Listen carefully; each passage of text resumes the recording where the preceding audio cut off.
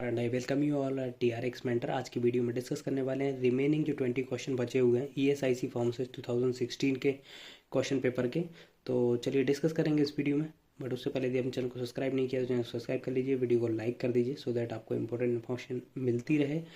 Previous जो भी videos हैं मैंने डिस्क्रिप्शन में लिंक दे दी है, वहाँ पर जाके आप वो वीडियो देख सकते हैं जिनमें कि मैंने 20 क्वेश्चन के 4 पार्ट में डिवाइड किए हुए हैं, वो जाके आप देख सकते हैं क्वेश्चंस। और मैंने डिस्क्रिप्शन में भी मतलब डिटेल में डिस्कस किया है जिससे कि आपको सारे और जो ऑप्शंस हैं वो एक्सप्लोर मिलेंगे वहाँ पर, सो दैट आपको जो भी कोई क्वेश्चन आएगा उन उसके इर्द गिर्द भी कोई क्वेश्चन आएगा, उसके ऑप्शन से लेकर कोई क्वेश्चन आएगा तो वो आप अटेम्प्ट कर पाएंगे। तो चलिए बढ़ते हैं अपना 81 क्वेश्चन क्या था। A narcotic analgesic, which one is the following is a narcotic analgesic. अब ऑप्शन देख लेते हैं कौन कौन से इसमें ऑप्शन है। तो है रेजरपिन, पेपेवेरिन, क्विनिन एंड मॉर्फिन। तो इसका राइट आंसर क्या है, जैसे कि आपको पता है राइट आंसर है मॉर्फिन। अब हम थोड़ा सा देख लेते हैं रेजरपिन के बारे में। तो जैसा कि आपको पता है रेजरपिन, ये इसका बायोलॉजिकल सोर्स क्या होता है, रवोल्फिया सर्पेंटिना, जिसे स्नेक रूट भी बोलते हैं हम, और इसकी फैमिली क्या है, एफोसाइनेसी। इसका जो मेन यूज़ होता है वो हाइपरटेंशन में यूज़ होता है। पेपेवेरिन पॉपी, जो उसका वो पॉपी पार्ट होता है उससे मिलता है। पपावर सोमनिफेरम इसका बायोलॉजिकल प्लांट का नेम होता है, फैमिली होती है पेपेवेरेसी। क्विनीन, क्विनीन जनरली आपने पढ़ा होगा, सिनकोना, हमने प्रीवियस क्वेश्चन में भी डिस्कस किया था। ये बार्क होता है, बार्क ऑफ सिनकोना कैलिसाया, फैमिली क्या होती है, रूबीसी। तो ये फैमिली से रिलेटेड क्वेश्चन भी आपको देखने को मिल सकता है। इसका क्विनिन का यूज़ कहाँ पे किया जाता है, मलेरियम किया जाता है। इसके एक्चुअली दो होते हैं, क्विनिन और क्विनेडिन। क्विनिन का यूज़ मलेरियम किया जाता है, क्विनेडिन जनरली यूज़ की जाती है अरिथमिया में, एंटी अरिथमेटिक ड्रग होती है। मॉर्फिन आपको पता ही एनाल्जेसिक। मॉर्फिन एक ओपाइड एनाल्जेसिक है, नार्कोटिक एनालिसिस है। तो इसका हम क्लासिफिकेशन भी देख लेते हैं। तो यहाँ पर आप देख सकते हैं क्योंकि क्लासिफिकेशन से मोस्टली आपके क्वेश्चन कवर होते हैं। ओपॉइड एनालिसिस जो कि म्यू रिसेप्टर एगोनिस्ट होते हैं। म्यू कौन से होते हैं, नेचुरल ओपाइड्स, ये हो गया आपका मॉर्फिन और कोडीन। सेमी सिंथेटिक्स में डाईएसिटाइल मॉर्फिन, फोलकोडिन, इथाइल मॉर्फिन। अब ये डाईएसिटाइल मॉर्फिन जिसे हम हेरोइन भी बोलते हैं, इससे क्वेश्चन आ चुका है कि डाइस्टाइल मॉर्फिन को और क्या बोलते हैं, तो हेरोइन उसका आंसर था। आई थिंक ये आया था CGHS के कोई पेपर में आया था, CGHS दिल्ली की हैदराबाद, मैं कंफर्म नहीं हूँ बट ये क्वेश्चन आ चुका है। सिंथेटिक ओपाइड की बात करें तो पैथेडीन होती है, मेथाडोन होती है, फेंटानिल होती है, डेक्स्टो प्रोपोक्सीफेन होती है, ट्रामाडोल। ट्रामाडोल आपको जनरली सीवियर पेन में यूज़ की जाती है। आप जैसे कि किडनी स्टोन होता है, किडनी स्टोन के केसेस में जनरली यूज़ की जाती है। जब आप फार्मासिस्ट बनेंगे तो आपको ये फेमस मिलेगा, पैरासीटामोल PCM प्लस ट्रामाडोल का कॉम्बिनेशन जनरली आपको मिलेगा टैबलेट फॉर्म में, जो कि जनरली यूज़ किया जाता है सीवियर पेन कंडीशन में, जैसे आपका किडनी स्टोन हो गया, या फिर आपको जैसे अर्थराइटिस का जब जॉइंट पेन वगैरह सीवियर पेन होता है उस कंडीशन में डॉक्टर इसको प्रेस्क्राइब करता है। एगोनिस्ट, एंटागोनिस्ट, कप्पा एनाल्जेसिक्स कौन कौन से होते हैं, नेलोरपिन, पेंटाजोसिन, बुप्रेनोर्फिन, टॉरफेनॉल होता है। ये क्वेश्चन आ चुका है यहाँ से। Partial mu agonist plus kappa antagonist कौन सा होता है, ये पूछा था। विच one of the following is a partial mu agonist plus kappa antagonist. तो इसका सही आंसर था बुप्रेनोर्फिन। तो ये आप याद रखिएगा। प्योर ओपॉइड एंटागोनिस्ट, ये पूछा जाता है जनरली कि मॉर्फिन पॉइजनिंग में कौन सा एंटीडोट दिया जाता है, नेलोक्सन, नेल्ट्रोक्सन, नेलमिफिन। तो आपको ये ऑप्शन में मिल जाता है नेलोक्सन। तो करेक्ट ऑप्शन भी क्या होता है, which one of the following generally used for morphine poisoning या फिर ओपॉइड पॉइजनिंग, तो नेलोक्सोन उसका करेक्ट आंसर है। अब बढ़ते हैं नेक्स्ट क्वेश्चन की ओर। 82, which of the following is not an eicosanoids. ये अब फार्माकोलॉजी का अगेन क्वेश्चन है। फार्माकोलॉजी मैंने आपको सुबह भी एक वीडियो बनाया था जिसमें बताया था कि फार्माकोलॉजी से काफ़ी क्वेश्चन आते हैं। ये भी फार्माकोलॉजी का क्वेश्चन है। ये ऑटोकॉइड्स में आपने पढ़ा होगा। इसके ऑप्शंस हैं इंटरल्यूकिन्स, लिकोटेराइन, थ्रोम्बोक्सिन और प्रोस्टाग्लैंडिन। इसका राइट आंसर है इंटरल्यूकिन। इंटरल्यूकिन आपने जनरली इन्फ्लामेशन में जो साइटोकाइंस होती हैं वो होती हैं। लिकोटेराइन, प्रोथ्रोम्बिन और प्रोस्टाग्लैंडिन वगैरह आपने जब ये क्लासिफिकेशन देखा होगा, ये क्लासिफिकेशन है फार्माकोलॉजी में आपको इजीली मिल जाएगा। जब भी आपकी जो मेम्ब्रेन रप्चर होती है तो आर्किडोनिक एसिड के थ्रू आपके डिफरेंट डिफरेंट प्रोस्टाग्लैंडिन या जिसे हम इकोसिनोइड्स बोलते हैं वो फॉर्म होते हैं। तो यहाँ पर देख सकते हैं PGE2, PGD2, PGF2 alpha, thromboxane हो गया, तो ये सारे उससे ही जनरेट होते हैं। बढ़ते हैं नेक्स्ट क्वेश्चन की ओर। Which of the following is a NSAID drug. देखिए फिर फार्माकोलॉजी का क्वेश्चन। मैं यही कहूँगा कि फार्माकोलॉजी जो क्लासिफिकेशन मैंने एक प्रीवियस वीडियो में बना के बताया था कि जो KDT की क्लासिफिकेशन बुक है वो आप बिल्कुल रट लें, तभी आप मैक्सिमम क्वेश्चन फार्माकोलॉजी के अटेम्प्ट कर पाएंगे। NSAIDs जिसका फुल फॉर्म होता है non steroidal anti inflammatory drug. तो कौन सी इसमें, मॉर्फिन, हेरोइन, कोडिन और डाइक्लोफेनिक। तो इसका राइट आंसर आपको पता है, सिंपल ही है, डाइक्लोफेनिक। मॉर्फिन, हेरोइन, कोडिन जो कि हमने अभी प्रीवियस क्वेश्चन में भी देखा था कि उसमें ओपियोइड एनाल्जेसिक कौन सा था, तो देखिए इसका राइट आंसर क्या है, डाइक्लोफेनिक। और ये जो है क्लासिफिकेशन, इससे मैक्सिमम क्वेश्चन पूछे जाते हैं। पूछ लेते हैं सेलेक्टिव कॉक्स 2 इनिबिटर कौन सा होता है, प्रेफरेंशियल कॉक्स 2 इनिबिटर कौन से होते हैं। सैलिसिलेट एस्पिरिन जो कि आपको पता है एक ब्लॉकबस्टर मॉलिक्यूल है, इसका यूज़ बहुत ज़्यादा किया जाता है antipyretic, anti inflammatory, blood thinning मतलब जो हिंदी में बोलते हैं खून पतला करने के लिए, ऐसे बहुत सी डिसीज़ में इसका यूज़ किया जाता है। तो ये आप याद रखें। एस्पिरिन का मैकेनिज्म ऑफ एक्शन पूछ लेते हैं। मेफेनेमिक एसिड ये जनरली जब पेन होता है, स्टमक पेन में यूज़ की जाती है। इसका एक फेमस कॉम्बिनेशन भी आती है मेफेनेमिक एसिड की, मेफ्टल स्पास करके आती है, उसमें डाइसाइक्लोमिन प्लस मेफेनेमिक एसिड होता है। Ibuprofen, naproxen, ketotifen, flurbiprofen. तो आप ये याद रखिएगा, इनसे क्वेश्चन आते हैं। बढ़ते हैं नेक्स्ट क्वेश्चन की ओर। यहाँ पर आप देख सकते हैं the extraction process where powder crude drug is kept in contact with suitable solvent for suitable time. तो ये फार्माकोग्नोसी का क्वेश्चन है। क्या बोलते हैं इसको, percolation, decoction, maceration, reserve percolation. तो इसका राइट आंसर है मैसरेशन, क्योंकि पर्कोलेशन में क्या होता है कि आपका जो ड्रग होती है उसमें हम सॉल्वेंट कंटिन्यूसली पोर करते हैं और नीचे उसको कलेक्ट करते हैं जो भी उसका एक्सट्रैक्ट होता है। तो ये तो इसमें प्लेस करके नहीं रखते। डिकॉक्शन में क्या हीट यूज़ करते हैं हम, जैसे कि आपने जो सिंपली हम काढ़ा वगैरह बनाते हैं, तो वो एक डिकॉक्शन का परफेक्ट एग्जांपल है। उसमें क्या करते हैं, बॉईल करते हैं। बट मैसरेशन में क्या होता है, मैसरेशन की कंडीशन में जनरली हम रख देते हैं उसको, मतलब जैसे पाउडर ड्रग को सूटेबल सॉल्वेंट के साथ रख देते हैं, फिर कुछ दिन बाद उसको एक्सट्रैक्ट करते हैं। फिर बढ़ते हैं नेक्स्ट क्वेश्चन की ओर। Which of the following is used as a binder. Binder कौन सा यूज़ किया जाता है, टैल्क, स्टार्च, सेल्यूलोज, केओलिन। तो इनमें से कौन सा यूज़ किया जाता है, इसका राइट आंसर है स्टार्च। तो बाइंडर जनरली कहाँ यूज़ किया जाता है, आपने सुना होगा टैबलेट्स में। टैबलेट्स में दो मेन पार्ट होते हैं, एक तो होता है आपका API, एक्टिव फार्मास्यूटिकल इंग्रेडिएंट। ये आप याद रखें, एक्टिव फार्मास्यूटिकल इंग्रेडिएंट, क्योंकि ये पूछा जा चुका है फार्मास्यूटिकल एग्जाम में कि API का फुल फॉर्म क्या होता है। प्लस होते हैं एक्सीपियंट। एक्सीपियंट में आपके बहुत सारे आते हैं, आपको पता होगा बाइंडिंग एजेंट आता है, फिलर आता है, प्लस बल्क फॉर्मिंग एजेंट आता है, प्लस स्वीटनर्स आ गए आपके, फ्लेवरिंग एजेंट आ गए, और फिर कोटिंग एजेंट, बहुत सारे आपके एक्सीपियंट आते हैं। तो यहाँ पर पूछा गया है बाइंडर। तो बाइंडर जनरली हार्डनेस के लिए यूज़ किया जाता है। और कौन कौन से बाइंडर यूज़ किए जाते हैं, gelatin, PVC, HPMC, PEG, sucrose और स्टार्च। तो इतने आपको याद रखने हैं, ये जनरली यूज़ किए जाते हैं। नेक्स्ट क्वेश्चन, हाँ एक यहाँ पे मैं ऐड कर दूँ, केओलिन जो होता है, केओलिन का पूछा गया है इसका केमिकल फॉर्म क्या होता है। तो केमिकल ये क्या होता है, हाइड्रेटेड एल्यूमिनियम सिलिकेट।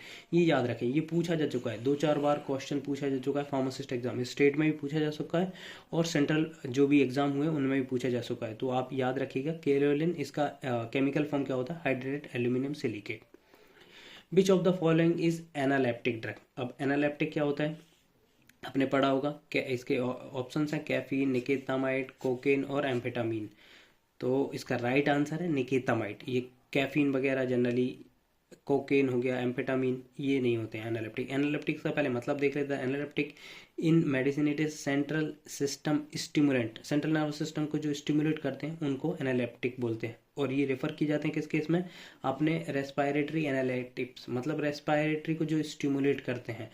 और इसका क्लासिफिकेशन क्या होता है, CNS स्टिमुलेंट आपने देखा होगा, कन्वल्जेंट, स्ट्राइचिन। स्ट्राइचिन एक है एल्केलॉइड्स, याद रखिएगा आप। पिक्रोटॉक्सिन, बिक्यूकुलिन, पेंटाइलिन, टेट्राजोल। एनालेप्टिक में आता है यहाँ डॉक्साप्राम और निकेतामाइड। तो आप ये याद रखिएगा। साइकोस्टिमुलेंट में एम्फेटामिन्स आते हैं, मिथाइल फेनिडेट आता है, एटोमोक्सेटिन आता है, मोडोफिनिल आता है, एरोमोडाफिनिल आता है, पीमोलिन आता है, कोकेन और कैफीन। अब ये देखिए यहाँ पे ये है ये जो ब्रेन को स्टिमुलेट करते हैं। बट यहाँ पे क्या पूछा गया है, जो एनालिप्टिक्स जनरली प्रेफर किए जाते हैं रेस्पायरेटरी के केस में। तो रेस्पायरेटरी में निकेतामाइड और डॉक्सोप्राम जनरली प्रेफर किए जाते हैं। बढ़ते हैं नेक्स्ट क्वेश्चन पे। विच of the following is an anti filarial drug. अब ये भी फिर से क्लासिफिकेशन का क्वेश्चन है फार्माकोलॉजी का। DEC देखिए यहाँ पे शॉर्ट फॉर्म दे दिए, INH, पास और DDS। तो इनके फुल फॉर्म क्या होते हैं, सबसे पहले इसका राइट आंसर क्या है, DEC डाईइथाइल कार्बाजोन। तो फिलेरियसिस एक वॉर्म ड्राइव्ड डिसीज़ है और यूज़ की जाती है डाईइथाइल कार्बामाजिन। और INH का फुल फॉर्म क्या होता है? आइसोनियाजाइड। पास का होता है पैरामाइनो सैलिसिलिक एसिड। और DDS का होता है डेप्सोन। डेप्सोन जनरली लेप्रोसिक केस में यूज़ किया जाता है। पास जो IBS होती है, इरिटेबल बोवेल सिंड्रोम होता है, उसमें यूज़ किया जाता है। INH ट्यूबरकुलिन के केस में, ट्यूबरकुलोसिस के केस में यूज़ की जाती है। द शेड्यूल, अब ये ज्यूरिस्प्रूडेंस से क्वेश्चन आया, आप देख सकते हैं। The schedule for good manufacturing practice and requirement of factory premises for the manufacturing belongs to schedule X, schedule W, schedule L, schedule M। तो इसका राइट आंसर क्या है? Schedule M। Schedule X generally narcotic और psychotropic substance के लिए होता है। W watch on generic drug के लिए होता है। L ऑब्सोलीट हो चुका है, तो ये अब ये प्रैक्टिस में नहीं है। शेड्यूल M, तो शेड्यूल आपको कंठस्थ होने चाहिए A से Z तक। Z तो होता नहीं है, A से X Y तक आप याद रखिए। Y जनरली क्लिनिकल ट्रायल के लिए यूज़ किया जाता है। तो आप ये सारे शेड्यूल आप याद रखिएगा कि इनमें से एक दो क्वेश्चन तो आ जाते हैं और ये बहुत सिंपल होते हैं, ज़्यादा टफ भी नहीं होते हैं। अ प्रिपरेशन कंटेनिंग किल्ड और attenuated virus is termed as. अब इसमें जो किल्ड और एटेन्यूटेड वायरस होते हैं वो कौन सी प्रिपरेशन होती है? Vaccine, antiserum, toxin, toxoid. तो इसका राइट आंसर क्या है? वैक्सीन। वैक्सीन में ही आपके वायरस भी हो सकते हैं और वो बैक्टीरिया भी हो सकता है, किल्ड फॉर्म में और अटेन्यूटेड फॉर्म। अटेन्यूटेड मतलब कि वो कोई भी एक्टिविटी शो नहीं करता, कोई भी टॉक्सिटी शो नहीं कर सकता। आपकी जो इम्यून रिस्पॉन्स में जैसे उसका जो हार्मफुल रिस्पॉन्स होता है वो शो नहीं कर पाएगा, इवन वो मल्टीप्लाई भी नहीं हो पाएगा। एंटी सीरम क्या होता है? Anti serum blood serum that contain specific antibodies against antigen such as infective organism और पॉइजनस सब्सटेंस। ठीक है। टॉक्सिन का क्या होता है कि toxin are the substance created by plant और animal that are poisonous to human. इसका परफेक्ट एग्जाम क्या है? बॉटुलिनियम टॉक्सिन्स। टॉक्सॉइड क्या होता है? टॉक्साइड जो टॉक्सिन के एटीन्यूटेड फॉर्म में होते हैं, मतलब जो टॉक्सिन आपके अब टॉक्सिटी मतलब जो टॉक्सिन जो कि हमें मिलते हैं ह्यूमन से, सॉरी ह्यूमन बोल रहा हूँ, प्लांट और एनिमल से मिलते हैं, उनके एटीन्यूटेड फॉर्म होते हैं, मतलब निष्क्रिय फॉर्म होते हैं। तो वो कौन से होते हैं? उनको क्या कहते हैं? टॉक्साइड। तो इसका परफेक्ट एग्जाम्पल है बॉटोविलियम टॉक्सॉइड, ये आप याद रखिएगा। ठीक है, it is a toxoid not toxin. Next question, dapsone is used for the therapy of, ये जनरली यूज किया जाता है आपके लेप्रेसी के केस में। इसका राइट आंसर है लेप्रेसी। कुरकुमिनॉइड्स आर प्रेजेंट इन, कुरकुमिनॉइड्स किस में प्रेजेंट होते हैं? स्क्विल, टर्मेरिक, हनी और अकेसिया। बहुत सिंपल है, इसका राइट एग्जांपल है टर्मेरिक। इसकी थोड़ी सी हम फार्माकोग्नोसी देख लेते हैं। इसका बायोलॉजिकल सोर्स होता है dried rhizomes of curcuma लॉन्गा, family होती है जिंजीबेरेसी। केमिकल कॉन्स्टिट्यूएंट क्या होते हैं? कुरकुमिनॉइड्स और curcumin. Uses antioxidant, anti inflammatory, antiseptics. Important points क्या होते हैं? जो हल्दी का येलो कलर होता है वो किसके कारण होता है? कुरकुमिनॉइड्स के कारण होता है, याद रखिएगा आप, ये पूछ सकते हैं। ट्रीटमेंट जब हम सल्फ्यूरिक एसिड का करते हैं तो क्रिम्सन कलर आते हैं। ये एक टेस्ट परफॉर्म किया जा सकता है कि जैसे आपको जो टर्मरिक होती है यदि उसको आइडेंटिफाई करना है तो उसमें यदि सल्फ्यूरिक एसिड डालेंगे तो उसमें क्रिम्सन कलर आएगा। Next question, the cardiovascular disease associated with disorder of heart rate और रिदम इज कॉल्ड। जो रिदम से एसोसिएटेड है, हार्ट जो इरेगुलर रिदम हो जाती है उसको क्या बोलते हैं? एरिथमिया। इसका राइट आंसर भी है एरिथमिया। माइकार्डियल इन्फेक्शन क्या होता है? माइकार्डियल इन्फेक्शन में क्या होता है कि आपका जो डिक्रीज और complete cessation of blood flow to the portion of myocardium, जो मायोकार्डियम लेयर होती है उसको जब आपका ब्लड सप्लाई कम हो जाता है या फिर कंप्लीटली रुक जाता है उसको मायोकार्डियम बोलते हैं। एंजाइना पेक्टोरिस क्या होता है कि insufficient blood supply to the माइट्रोकार्डियम।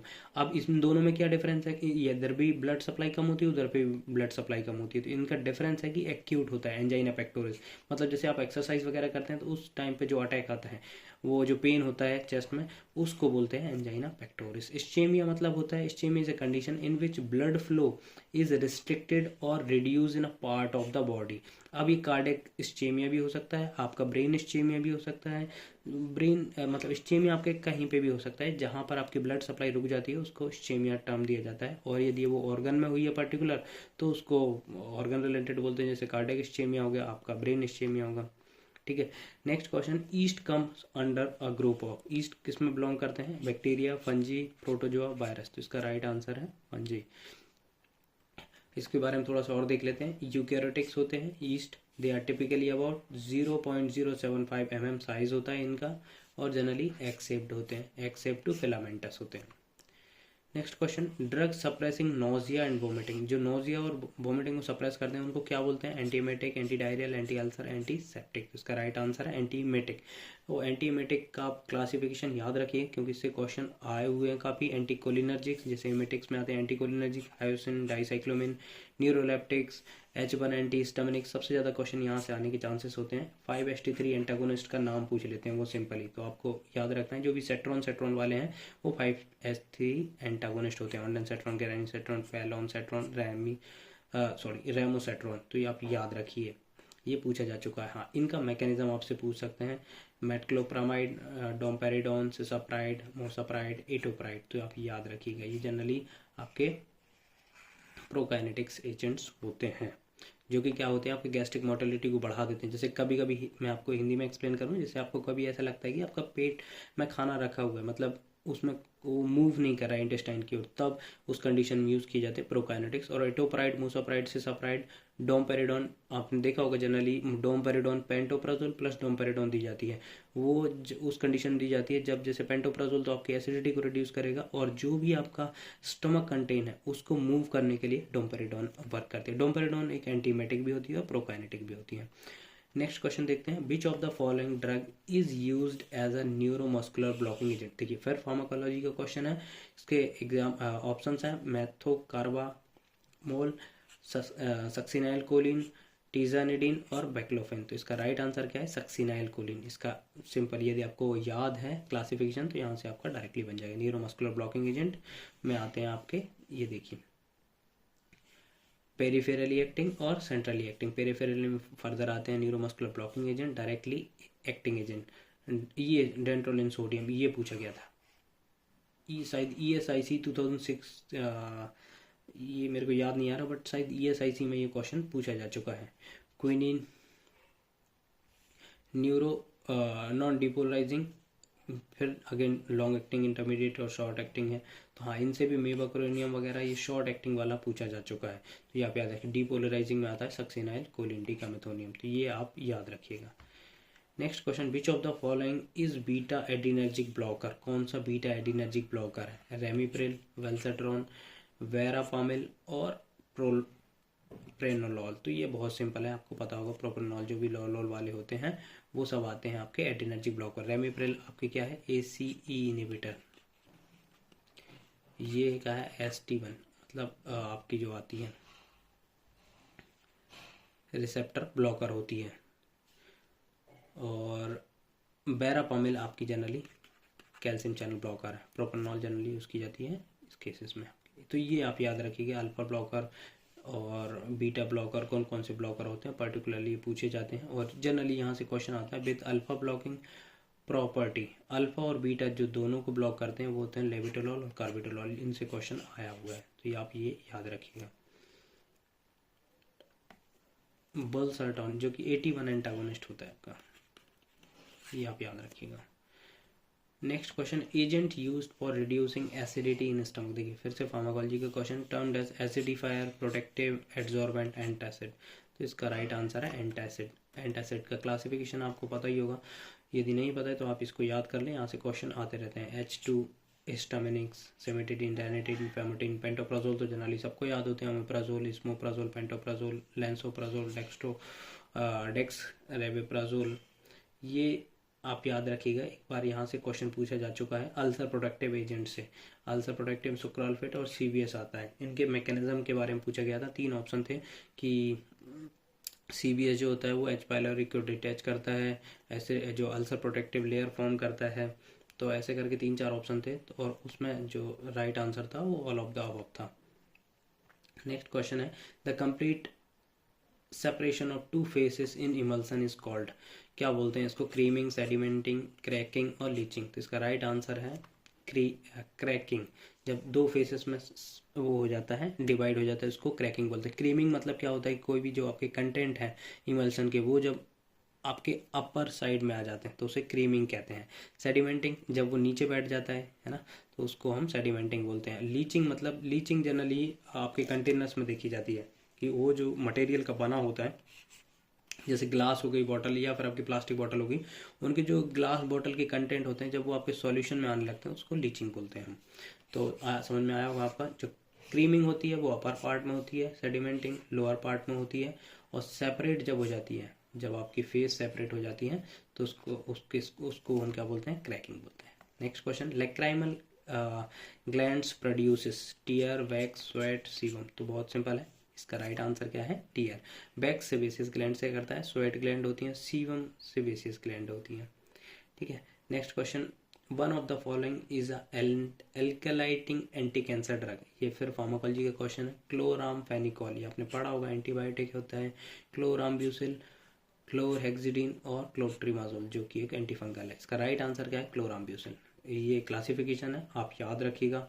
Anti cancer classification generally पूछ लिए जाते हैं, तो आप याद रखिए। साइक्लोफॉस्फामाइड के बारे में पूछा गया है। साइक्लोफॉस्फामाइड का जो मेटाबोलाइट के बारे में पूछा गया है, और इसकी जो टॉक्सिटी होती है, नेफ्रोटॉक्सिटी हो गई, और इसका जो मैसना दिया जाता है, जो टॉक्सिसिटी होती है उसको रिड्यूस करने के लिए, टॉक्सिक मेटाबोलाइट होता है उसको रिड्यूस करने के लिए मैसना जनरली दिया जाता है। तो ये आप याद रखिए, साइक्लोफॉस्फेमाइड टॉक्सिटी के साथ रिड्यूस करने के लिए मैसना दिया जाता है, ये आप याद रखिएगा। इसके बहुत सारे क्लासिफिकेशन है, थिंक आपने पढ़े होंगे, नहीं पढ़े होंगे तो आप पढ़ लीजिएगा, इनसे क्वेश्चन आते रहते हैं। टोपोइसोमरेज इनहिबिटर से जनरली पूछे गए हैं, टोपोइसोमरेज 2 इनहिबिटर पूछा गया है। ये सही की बात नहीं कर रहा हूँ मैं, अदर जो फार्मासिस्ट एग्जाम है उनमें पूछे जा चुके हैं, तो आप ये याद रखिएगा।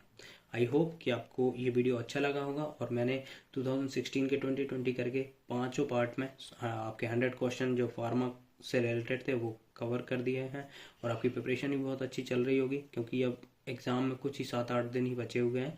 तो आप अच्छे से प्रिपेयर करिए और अच्छे से एग्ज़ाम दीजिएगा, और कमेंट करके बताइएगा जब आपके नंबर आएंगे तो, और सिलेक्शन होगा तो फाइनली वो भी बताइएगा।